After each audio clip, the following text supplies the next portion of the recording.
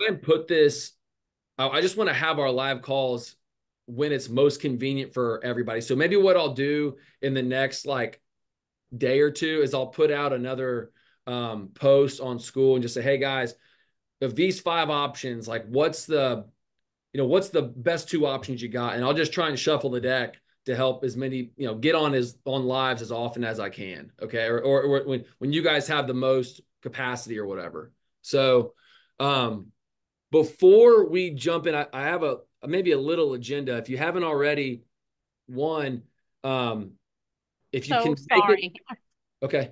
If you can make it to the summit September 20th and 21st, we love to have you. We're really excited, starting to fill up a little bit because we also have introduced or invited all my infinite banking clients as well. So those guys we're offering that out to everyone. So if you haven't RSVP'd or you're still kind of trying to figure out if you can make it or not, check your calendar and see if you can make it. We would love to have you. Of course, you guys have first dibs. So uh, if you can make it, we'd love to have you.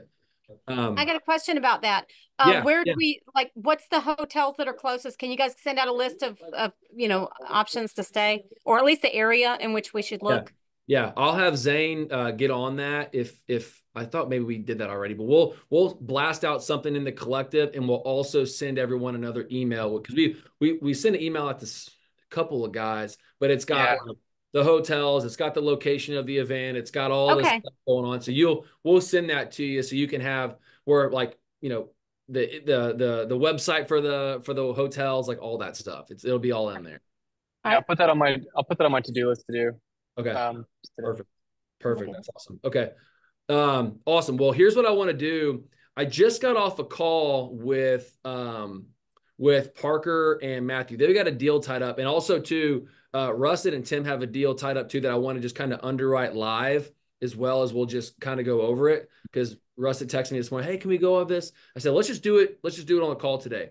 If anybody doesn't have like something else on their mind, if you do, let me know. But I want to show you guys what Parker and Matthew are working on and how I'm going to essentially help them. I'm introducing them to the champions list. They're going to send the email out. I wanted to walk through kind of like when you guys get to that point of needing to raise capital for a deal, if it's a $2 million deal, if it's a $10 million deal, if it's a $200,000 deal, it doesn't matter. I want to walk through the steps of what that process will look like. And that way it can just be so much easier for you when you do find that opportunity. Okay. Is that good with everyone? Does anyone have a question on that or thought? Okay. And Parker's on here too. So Parker, if you have something else you want to chime, you can. But let's just start chopping this. So move everybody over here. So Parker hit me this. This is the email that he had initially had sent out, or not sent out, but said, hey, this is what our property, our deal is. And it has some information on the property. Here's what I actually, and I'll show that in a second. But really what it's showing is, hey, here's the property. It's in Odessa, Texas. We got it on a contract on this date. Here's some information on the property. Here's what we're doing. All this information, right? What I told them, like you can see, they got it highlighted. Total cost, anticipating a total raise of around 665, right? Okay. What I mentioned then to them is first, and I'll send this out to everybody. This is a really cool extra little thing that you can use.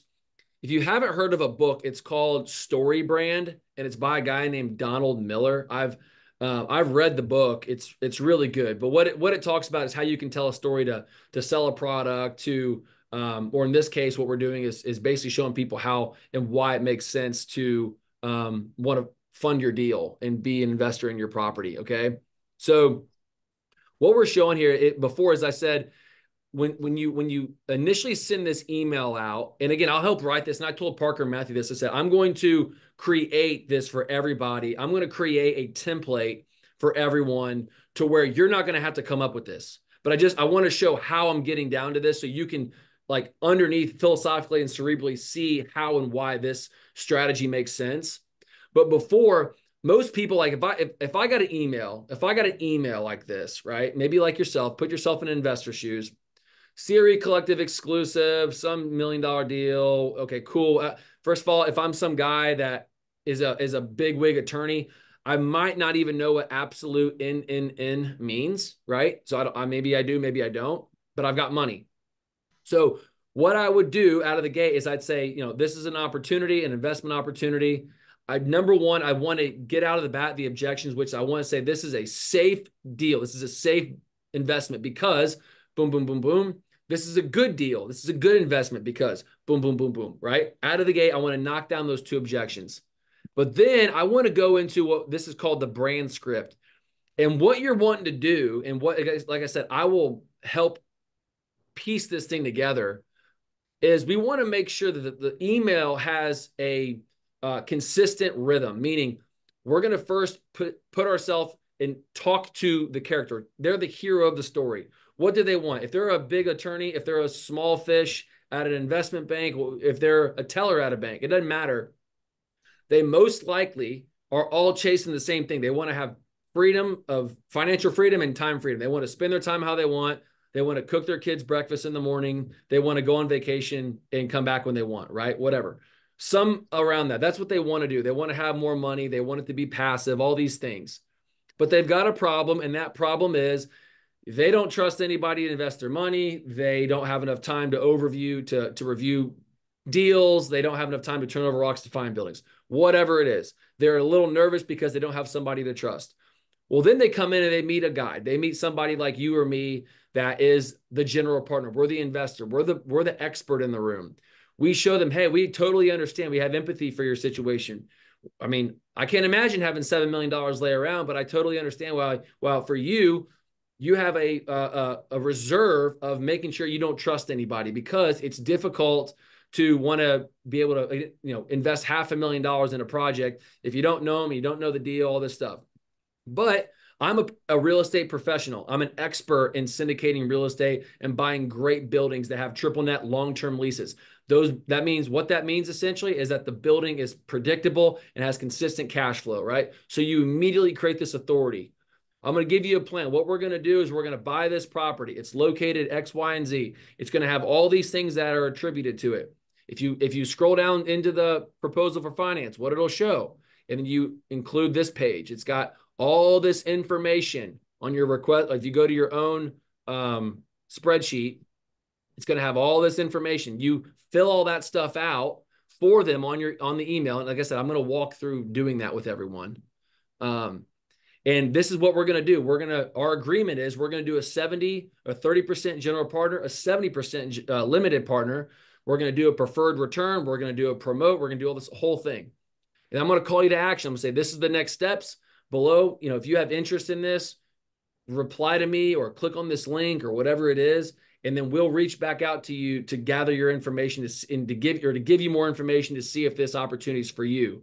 And then we say, hey, and this is how it's going to end. You're going to have passive cash flow. It's going to be all this great thing. So you can get into the weeds during the email, but then at the very end, you say, look, right now you're probably in a spot. Again, you're in that spot where you're trying to figure out how to make the deal happen. You got money, you don't know where to invest it, but we're going to create this opportunity for you. It's going to be very less risky or low risk. It's going to have consistent, predictable cash flow. And most likely you're going to end up spending more. You're going to be that much closer to spending your time and your money how you want, something like that, a little philosophical at the end. And I'll, like I said, I'll help write that. But that's kind of where, and you can put all this stuff on, and this is what, a proposal for a partnership kind of looks like for what Pat, Parker, and Matthew are working on. They got the picture of the buildings. I think there's 2 of them, having all the information that's on here, giving a summary, the cash flows, the current situation with the deals, all that kind of stuff, the tenant information, all that kind of stuff that goes into it.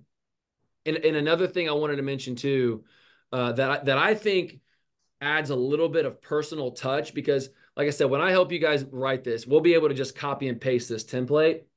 But what I think can really help a personal touch is, if you got somebody that you run with that's a successful guy, let's say that they are, like, for example, like Calvin's business, he's in the buy and the selling of vehicles, and he has this awesome expertise of that specific business. if you go in and start using all this real estate kind of higher level vocabulary, Calvin's a smart guy, but he's immediately going to be like, these guys are talking at too high of a level where I am right now. So when you're using sophisticated vocabulary, it kind of can come across as like too, like not too good to be true, but just like, these guys are too smart for me. I don't want to work with them. Right. And it can kind of put down like a little bit of a no thanks, I'm out. These guys are trying to be too big for their britches. So what I've liked to do in the past is after I kind of create this little story brand, walkthrough of a deal like this in an email, I like to make a little video when I say, hey, this is how this agreement is going to work. Like when I give them this plan, which means I'm essentially spilling the beans on the details of the deal. Here's the pro forma. Here's the cash flow. Here's what the preferred return is. Here's the promote. And I start using these higher level words. I'm going to say, hey, here's all the sitch in this, the vocabulary. Here's a YouTube link below that I just wanted to visually show you what I'm talking about. And then you have to get a little uncomfortable. But if you go and make a video and you say, hey, look, I just want to be cleared so I can show you exactly what we're doing, because I know that some of these words can be a little overwhelming or, again, maybe sometimes over their head. They were for me when I first started, let me just explain to you exactly what a preferred return is. And you just show like a syndication model. You show what it looks like. This is how this is going to work. Let me explain to you what the promote is or what a promote means. And you just give a very simple explanation of just a bucket filling up with water. And that's the preferred return. Any extra water that flows over into the next bucket, that's called the promote. And that extra water that's in there gets split between me and you, the investor, and I. All of the first bucket, that's all your money. All the extra cash in the next bucket is split between me and you, right? Like getting it to where someone can break down what you're saying to help them comprehend, your offer to them, if that makes sense. So that's kind of what I wanted to just kind of go over that, and how, like I said, I'm gonna work on building this out so we can have all of us can have this template when that time comes, when you do have that opportunity, and then bam, you're not having to think twice about it. You can just copy and paste it, change the address, change a couple of names, change, some numbers on the pro forma, and then bam, you're off to the races. And we can blast that thing out to our champions network, which is all of our verbal or not even commitments, but just like verbals that have desire. And you guys can send them to your own people as well. But at that point, you'll have consistency of, the emails as you guys continue to build out, your syndication business or, your real estate business in general. So does anybody kind of have like a thought or a question on that? Before anything else, I wanted that's just kind of where my head is on wanting to make it as easy as possible that when you do have that deal, again, it fits these boxes, you find this deal. And again, if the seller, this is really where that email will send if the seller won't finance a down payment. But if it hits all of these boxes, man, that's just a huge, opportunity there. So yeah, Mike, what's going on, man? Hey, how's it going? Real quick, just Yeah. to this point, only if a deal's under contract. Is that fair? I mean, is that No. These guys don't have Oh. and Parker and Matthew don't have this deal. They just have a signed LOI. They've got a letter of intent signed. So Okay. yeah, so like what, and I've said this before, like really, really where I think your syndication business can grow, whether we're having the seller finance a down payment or, hey, yeah, we have capital that we're raising. I'm constantly like, I spend my time, I literally spend pretty much all of my day doing the infinite banking thing, borrowing money from banks and raising capital from investors. That's how I try and be a good daddy and a good husband, right? And I try and mix in some racquetball while I'm in there too. But what I'm saying is I literally spend all of my time working with investors and asking them. And I was talking to Parker and Matthew, like I said a minute ago, and you guys will get to this. This is not only possible, it is inevitable. Now, like I said, I've been doing the commercial thing for just over 4 years now. The real estate in general for almost 10. I am at a point now, not like in an arrogant way, but you can have a deal that hits these boxes. I can send 2 texts, one to my banker and one to one of the guys on your hand that's got money, and say, hey, I've got something. And the banker will say, hey, if I'll send you a term sheet this afternoon if you don't send it to anybody else. And then the other guy will text back in an hour and say, hey, don't send this to anybody else and I'll fund the whole thing. Because you're consistently bringing this style of deal and the returns are consistent and predictable. And then eventually what will happen, one guy takes a stab with you and he takes a shot and it's successful and he's earning cash flow and it's like, damn, Nolan is doing everything that he said he was going to do. He's going to start bragging to you to his buddies. Like, you got to talk to this guy, man. These guys are doing something that's pretty cool. And you'll get one-off calls and say, hey, I just got your from Dr. Smith. Dr. Smith sent me your number and said that you're doing real estate deals. I've got 500 grand that I've got to park somewhere. Do you have anything on your pipeline? You say, well, yeah, actually I might. And then what do you know? You've got a verbal from some guy that you haven't even met. It's just a referral from another investor that you've already done business with. So that way you can just start building your own network of champions. Of course, we'll keep working with our guys, but you can keep working where then you've got 4 or 5 guys on your fingers, on your hand, where you know, hey, this guy is into this banker is into this, and you can send a couple of texts and you've got a deal funded in like less than 24 hours. It's not, it feels difficult out of the gate, but eventually you'll get to a point where it's just like, yep, I got a good deal. Perfect. I know that this guy will want to do the deal with me. Boom, verbal. Send it to the attorney, have him draft up the LLP agreement. Boom, and you can close. So that's where everyone's going to get to. It is impossible to fail if we keep on working with that direction, if that makes sense. Hey, Nolan. Yeah. Good. Hey, quick question. Like, in terms of like what you're seeing from investors, like what are they? Can you give us a range in terms of what they're looking for in terms of their return or on a preferred? Well, here's the biggest way that that I like to do something a little bit different. I don't like to you want to ask people if they have appetite to invest. Like you say, hey, so what are you interested in? What kind of investment are you interested in? I don't mention anything about rate of return when I'm talking to these guys. So like this is how that conversation, that dialogue will go. I'll say something like, if I'm at a networking event or something, which is what everyone is doing. Hey, so you're a doctor, you're an attorney, whatever. So what's your investment appetite? That can be anything from oil, that can be Bitcoin, that can be real estate, that can be it could be in the funeral services industry. It could be in anything. I just ask what they're into. So I'm not offering anything. I'm just asking out of the gate. And then if I hear that they have some desire, I say, well, we got some really cool things that we're working on. Yeah, and I'd like to, maybe it'd be worth your time for us to sit down and have a cup of coffee, whatever. Sure. Okay, let's do it. So from there, I'm not ever positioning like, hey, what hurdle number do you need? I just come out and say, this is what we offer. This is our offer. And I show them my syndicate structure and I say, we buy buildings, and I show them this. I say, we buy buildings that fit this criteria and we don't deviate away from it. So this is our metrics. These are our physical and financial metrics on every deal that we do. We don't buy anything outside of it. We offer in our syndicate model, we offer this 7.5% preferred return.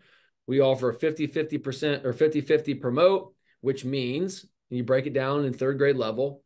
And what that ends up coming together, Doc, is if you buy something around this, that means your cash on cash is going to ballpark at 12.5% or whatever the number would be on a deal that you have.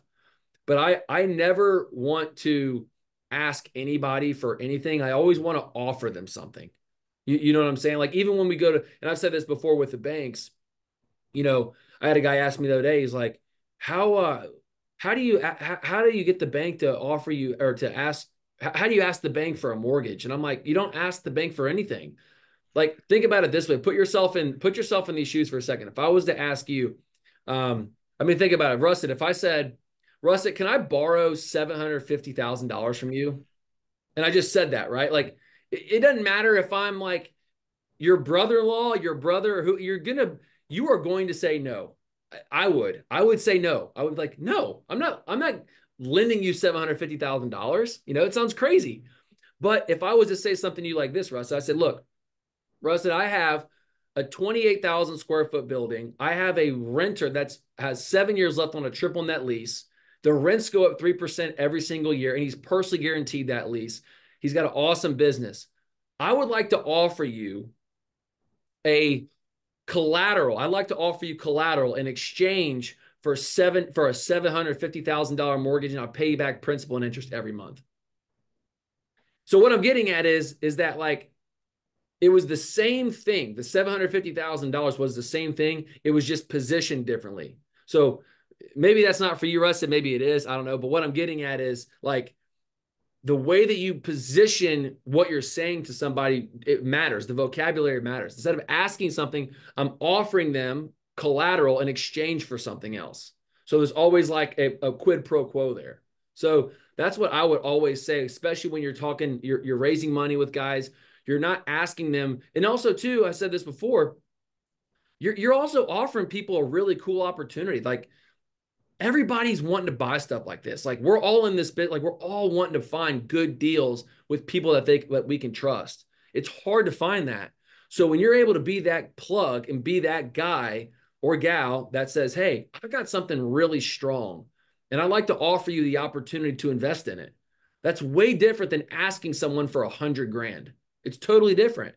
So that's the way that I try and like not persuade somebody, but I position myself as an authority that this is what I do. I don't deviate away from my strategy. And if it's not for you, it's no big deal, right? I've got 50 other people. Like I just happened the other day with a guy. I mean, it's like, hey, some guy was like, hey, did you review my email? I said, hey man, I went with somebody else. Like I don't deviate away from what I'm doing. And if you have different ideas or strategies, that's no problem. You should go do that. But I stick to what I know. And I've discovered when I say no more often, better opportunities have presented themselves. That's a very long-winded answer, Mike, but that I hope answers your question. Anybody else have anything else on their mind or questions or thoughts? Yeah, I got a quick question real quick, Nolan. Yeah. Is it possible to oversaturate your investors, do you feel? Where it's like, say, we have 5 properties under contract. It's like, you do all the due diligence, whatever. It's like everything's situated, proposal for partnership, all this stuff. It's like, hey, here's 5 deals. You know what I mean? Do you feel like in the network of the champion people, also like just, your own people that you're finding throughout throughout your business, is there a way to oversaturate them? Or do you feel like there's, the abundance mindset of there's plenty of fish in the sea, I suppose? Yeah. That's a good question. This is a little game within the game that I've discovered. Okay. I'll go back to the example, like I just said a second ago. So I just recently got a deal under contract about a month ago, 28,000 feet. I offered the seller to leave money in the deal. I'll spare you all the details, but his son is like, I'll just tell you, it doesn't matter. But basically, this guy is like 44.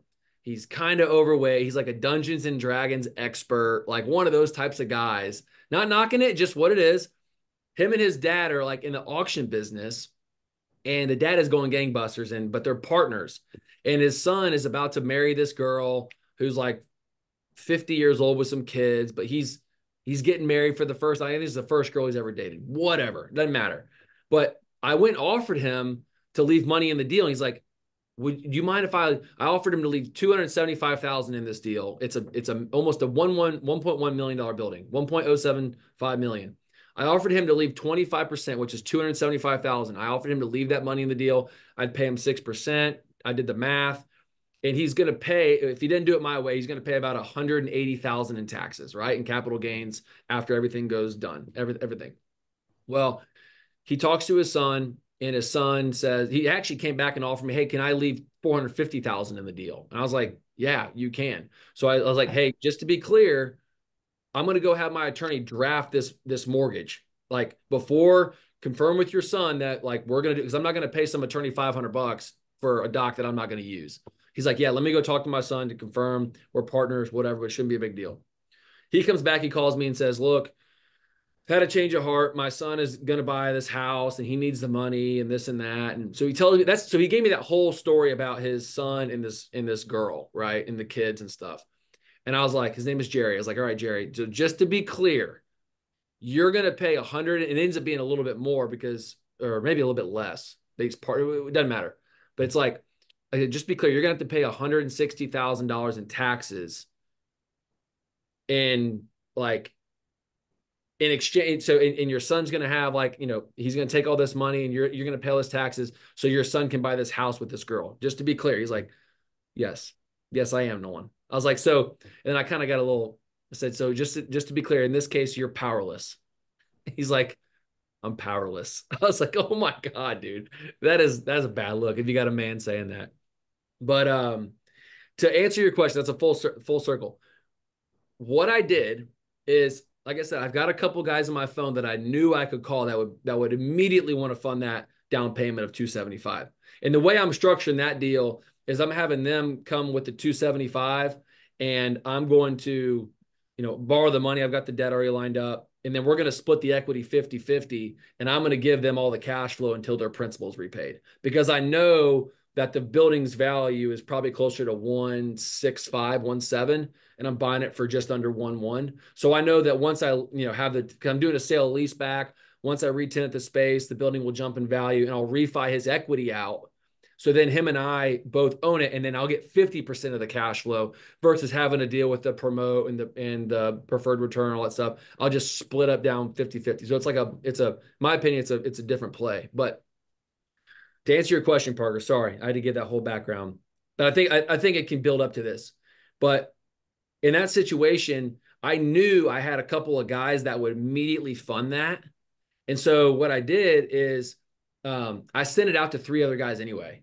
I sent it out to 3 other guys anyway and said, after I texted my guy, he's like, hey, yeah, couple questions, boom, boom, boom, boom. And he goes, yeah, sounds good. Have Drew, the attorney, draw it up. And I still sent that out to all my other guys, the other investors. And one guy was like, hey, yeah, can we get on a call and talk about it, this and that? He responded to me within like 24 hours. And I said, hey, his name is Phil. Hey, Phil, appreciate you reaching out, man. You're just a little tardy. The deal's already been funded. Appreciate appreciate it. We'll get you on the next one. And then he called me. He's like, dude, like, it's been like 15 hours. Like, how? And I was like, well, I just have to get you on the next one. So what I'm doing, to answer your question then, essentially, is even after you've got a deal dialed in or already funded, blast it out anyway, and then turn people away. Because that's the scarcity that you're talking about, right? If you've got a list of 20 people that's got $5 million on it, you got one guy that shows up with 500 grand and the rest of them say, text you back in 3 days. Hey, yeah, this is something I'd be interested in. Hey man, no big deal. You're just tardy. It's that good of a deal. It's already been funded. And then people are like, dang, I missed out on that. How did I, and they start like questioning themselves. How did, so then the next deal that you pop up, which if you've got those in the pipeline, you offer that back out. Then they're like, I gotta get on Parker like immediately when this email hits, because I'm just not going to get in, So that's how I would recommend it, is when you have that opportunity funded by then, blast that thing out to everybody and their brother, everyone. Like after it's funded, blast it out, because you're going to get people that will trickle in over an entire week. And then you can hit them back and say, hey man, appreciate you getting back to me. The deal since has been funded, but I'll have to get you on the next one. And that's where the urgency is created. And that's when you have those more deals come in, you've got this huge pool of people that have a little bit, if they actually have serious appetite and serious desire to invest, they're going to hit you back so much quicker, because they know that, damn, Parker's only sending out good deals. And if he's sending good, because somebody else is investing in it. So if and when that time comes, bam, say, no, you're out. You're late. And then the next one pops up, then you're going to have more people salivating over it. If that makes sense. Are you asking for owner financing once it's under contract, or is that after like you send out a letter of intent? Or I'm new here, guys, so yeah, bear with me a little bit. No. That's a great question. It really it just depends, man. It depends a lot, in my opinion, on who the owner is, who the owner of the property is. Meaning, if you've got an investor, if you've got somebody, and I'll be honest, dude, a lot of the light industrial buildings are a lot of owner users. You don't have a ton of investors like us that are out there. Like I'd probably say, I'm telling you, we're in like a gold rush, like a gold mine right now. Like there's just not a ton there's so many owner users. There's not a lot of investors. If you do have like big funds, they're buying the 250,000 square foot warehouses that Amazon rents. You know, they're not buying what we're looking at. So you have a lot of owner users.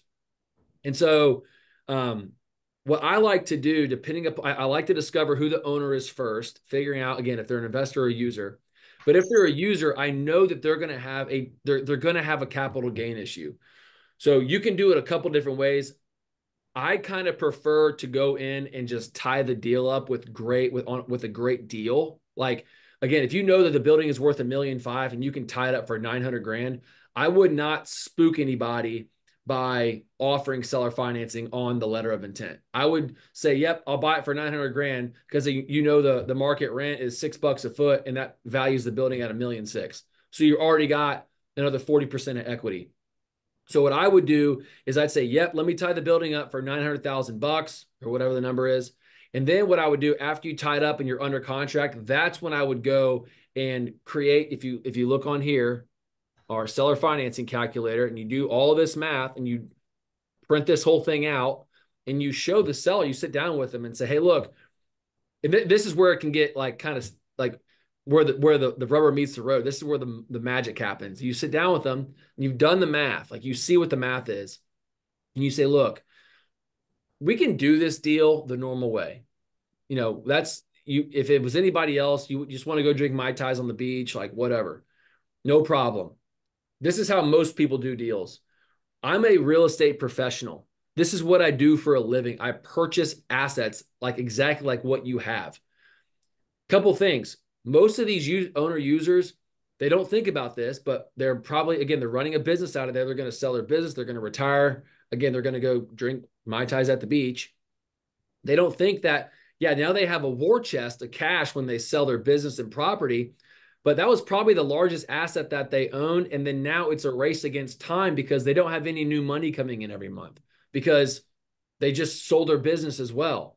So how I like to position this opportunity to them is I say, look, instead of doing it the normal way, or then it's just your money versus how much longer you have left to live on earth, let's think about doing something differently. Let's talk about maybe, you leaving money in the deal. That way you can have new money coming in every month. We'll separate your capital gains into 2 separate years. And that way you'll pay less money in taxes because Uncle Sam's coming. He's your silent partner in this deal. So I like to position this as an opportunity for them. I don't want to ask them to finance me the down payment. I want to offer them an opportunity to leave money in the deal. That's the kicker. And then I say, I don't want you to make a decision right now. I'm not asking you that. I want you, I recommend you, this is where you go. This is the vocabulary. I recommend that you go and consult with your accountant. That's what you say. Because then you're not trying to sell them anything. You're just saying, look, this is what your account, and that's when the guy will come back and ask to leave more money in the deal because it'll be a tax move for him.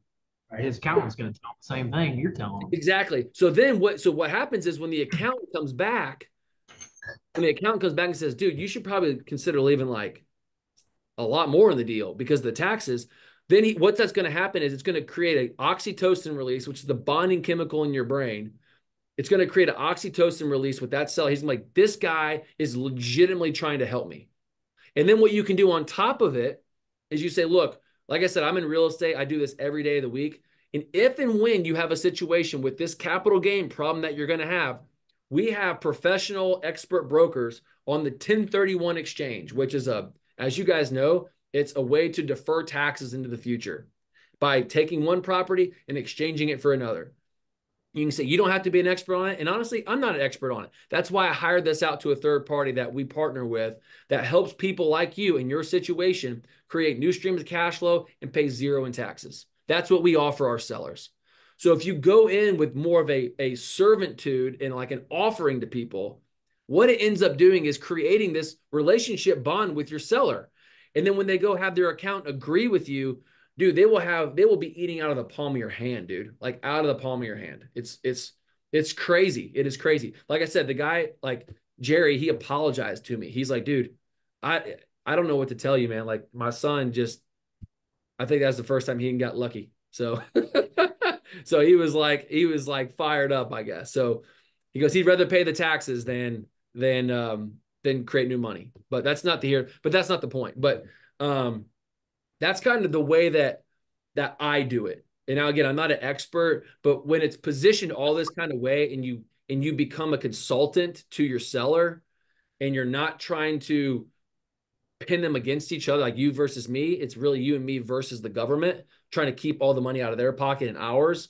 That's when it creates this like, whoa, I had most of the time, every time I hear about it on the television news, it's always me versus you. And I'm like, dude, it ain't like that. It ain't like that at all. And so, and again, like I said, that's where when that opportunity does come up and present itself, that's when I can help you walk through all that. So if that answers your question, Calvin. Yeah. Thank you. Awesome. All right. Anything else on your mind before we jump on to the next thing? Ask one quick underwriting question, though. Yeah. So possible deal has a assumable mortgage of 4.1%, although it matures in March of 27. So how would you try to underwrite that with that, not being that far out? Okay, so what's the sitch? So basically there's a deal that has a mortgage and it balloons in 27. Well, it's assumable, and so obviously you won't have to take the assumable mortgage, but the assumable rate is 4.1%. So right, it'd be nice to have that for a couple of years, but that matures in March of 2027. So how would you try to I would underwrite not that? assume it. I would not assume it. What I would do is I'd take that property over subject to, which that's a whole different conversation and a different Okay. topic. But Sure. subject to essentially is where you buy the property. They deed the property to you, and you keep the mortgage in the current borrower's name, and then you service debt on their behalf. So the mortgage and the deed are two separate documents. They can transfer the deed over to you, but the mortgage stays in their name, and then you Yeah. service debt for them. That way, you're not personally on the hook if you assume it. How would We you? can talk over. And Mike, what I'll do, I Yeah, have. that might be a longer conversation. So Yeah. what happens when the interest rate resets to the current rate it is now or even higher? That was kind of, yeah, like how would you underwrite that? I'd probably try and sell it, or if not, if the deal still cash flows, I mean, then you're in good shape. I can send you a doc on that whole thing, Mike, so you can the whole subject to thing, so you can see it. It'd be Yeah, I'm just trying to make an offer. I'm really trying good to figure out information. how to value it. But okay, thanks. Show you all that. Yeah.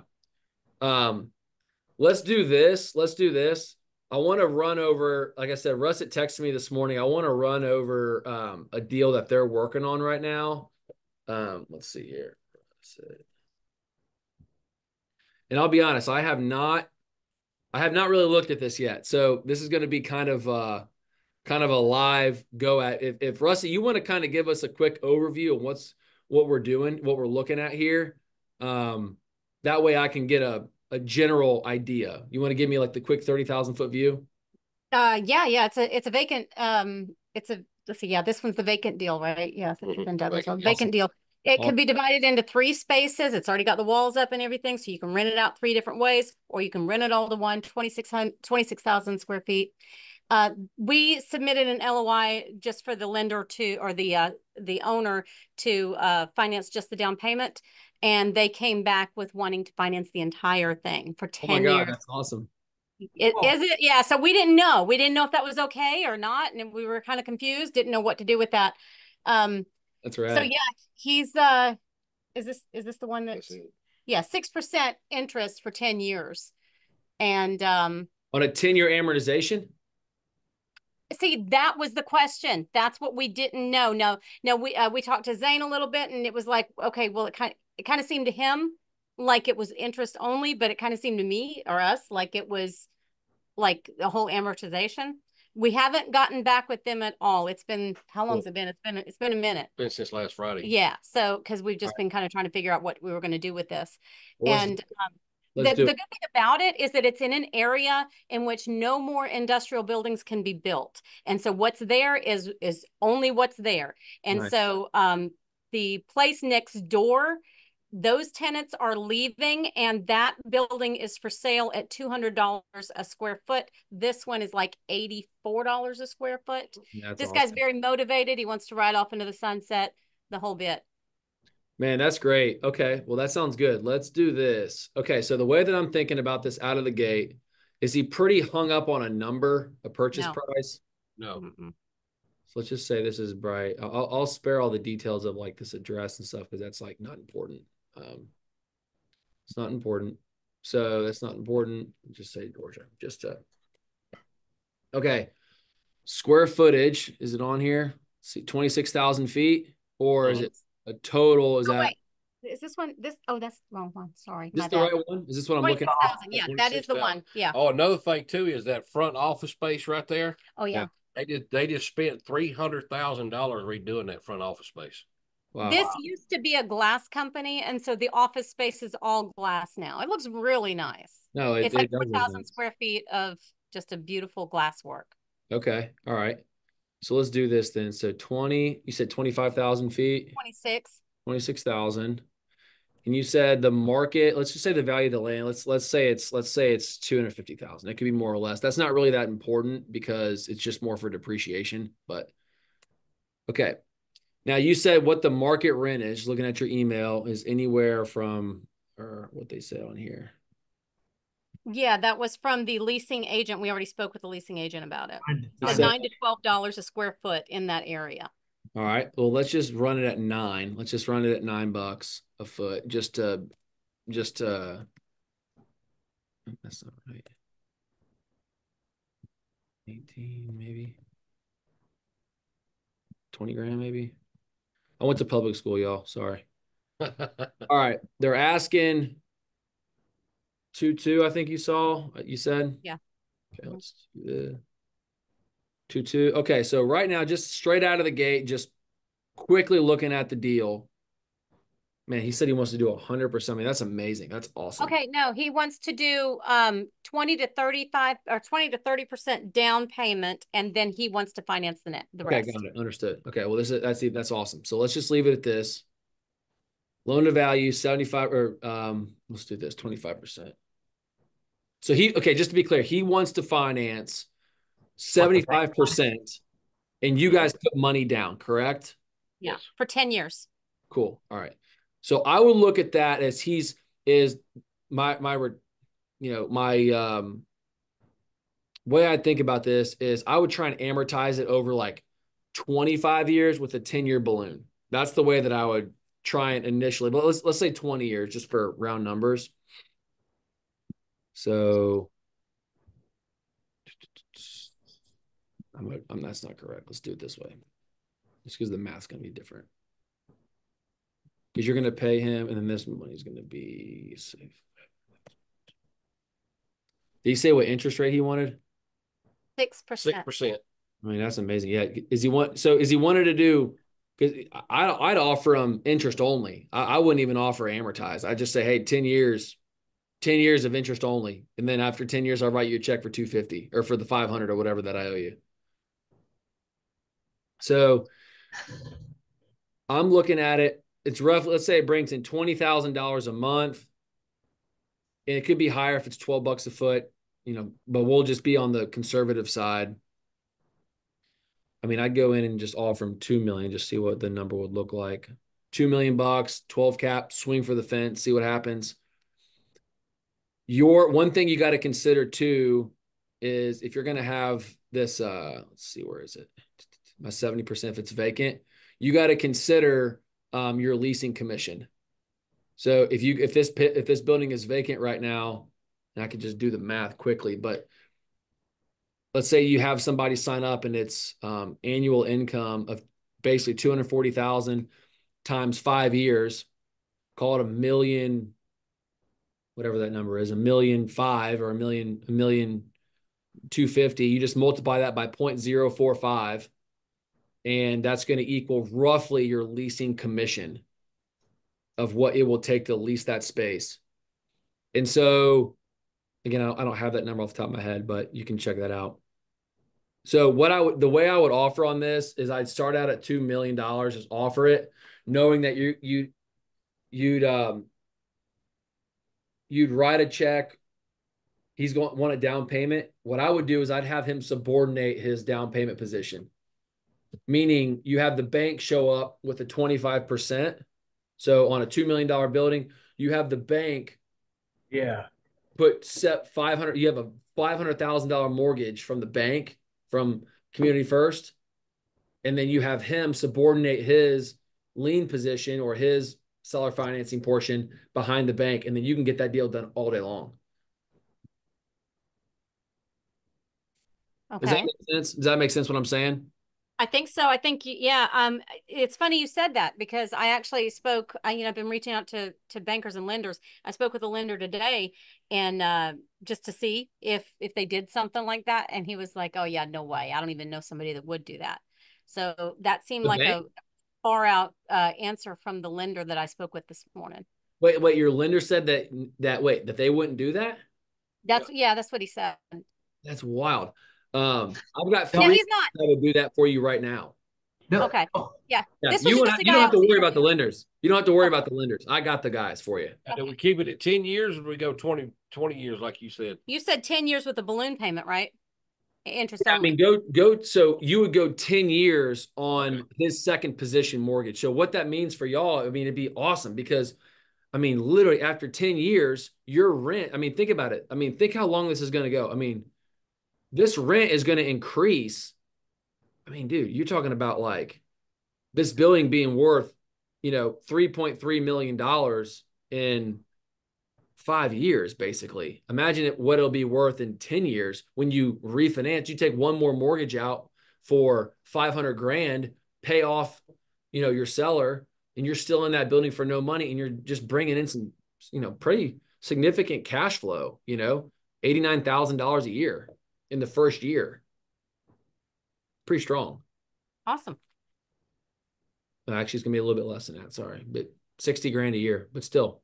Yeah, I've got the bankers for you. I got 3 guys in my head right now that would absolutely do this deal. Like, absolutely do it. This is a good deal.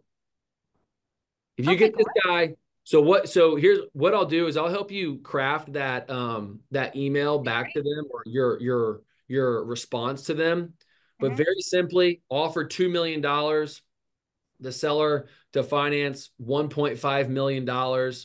We'll show up with $500,000, and the seller not being opposed to subordinating his position behind anybody, whatever. We can figure that out. I think you tie the deal up first, but basically the bank would come in and bring $500,000 in first position debt. He finances you 75%. One thing I could help you do with my lender or whoever you guys decide to work with is to borrow a little bit more money. What you're going to have, so because it's vacant, you're going to have a lease up period, and you're going to have to pay that commission.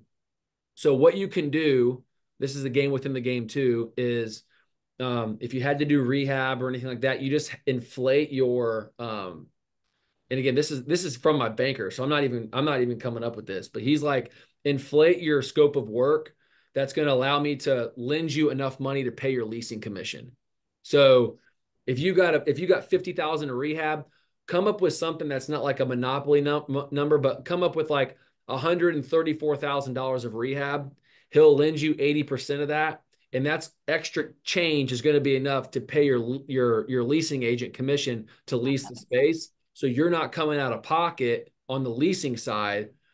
And then also too, if you get, during that period of time, you don't have a tenant, you'll have interest carry, and he can lend you a percentage. If you say, hey, over the next 6 months, we're expecting to lease this up. If the mortgage payment is $5,000 a month, he'll lend you an extra $30,000 in order just to pay the interest on your debt for an interest only mortgage for the next 6 months. Does that make sense?